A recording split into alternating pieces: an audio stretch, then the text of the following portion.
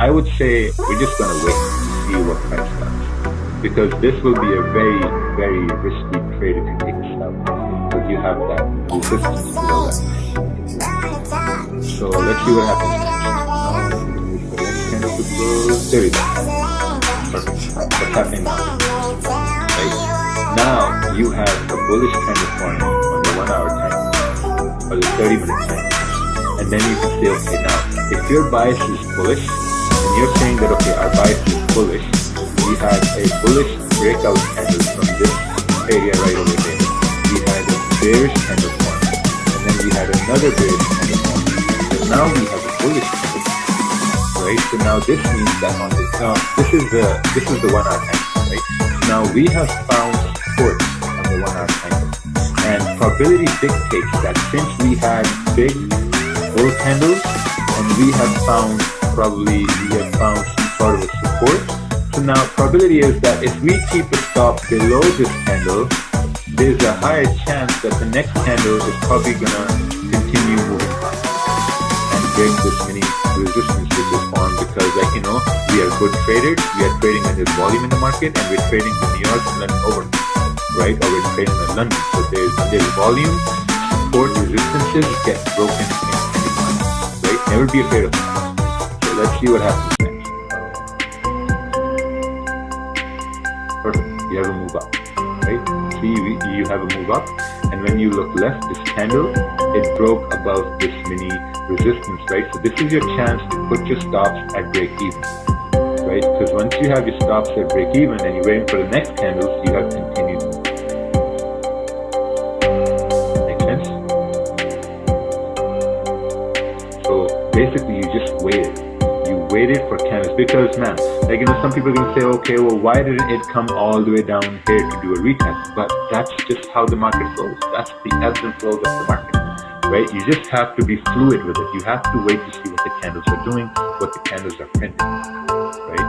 So let's go to see, so now we came up and started to move, right? So that's why you have stops at break even. You took profit somewhere here, and then when price starts to move down, either you close position or okay, so let's take this for example here, right? So since price is moving down, you see this mini resistance, so obviously you're probably might think that okay, you're like, what, probably we're gonna start to move up from here, but the candle is bearish here, right? It's a bearish candle, so you want to look for another bullish candle to be formed right over here, which is not forming, but there we go. So you'd want a bullish candle to be formed here, saying, oh, we formed support here because we had support over here too, so now we should start to move up, right? So you gotta wait for those candles to form, but you did not get that bullish candle. You got all bearish candles. So there was no retest. So we're gonna move to our last example now. Alright, so what's happening here? We had a strong bullish candle, and then we had a weak bullish candle, and then when you come to the chart, you see this bearish candle, right? So now this bearish candle has no lower wick. What does this mean? This means that this candle created no range for the next candle to move down, right? So we're probably going to wait to see how the next candle forms, right? That's the basic idea. Now we're waiting to see how the next candle is going to form. Let's look at this. Oh, perfect. We're moving down, right? We're moving down. This candle formed bearish, so now the idea was that next candle is going to go bullish, so we waited for the candle to form, but eventually this candle formed bearish, and now when we look left, what do we see? When we look left, we see that, okay, maybe this area is going to be some sort of an interesting area, so what are we going to do?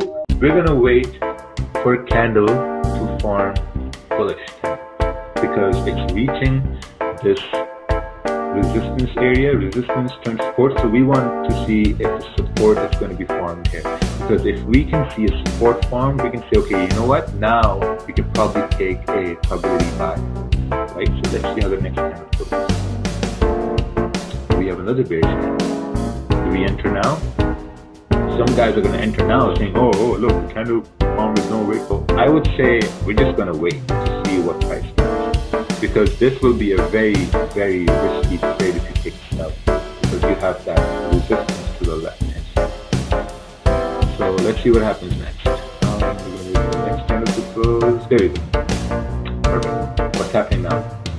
Right now, you have a bullish candle forming on the 1 hour time frame or the 30-minute time frame, and then you can say, okay, now if your bias is bullish and you're saying that okay, our bias is bullish, we had a bullish breakout candle from this area right over here, we had a bearish candle forming, and then we had another bearish candle forming, but now we have a bullish candle forming, right? So now this means that this is the 1 hour time frame, right? So now we have found support on the 1 hour time frame, and probability dictates that since we had big bull candles and we have found probably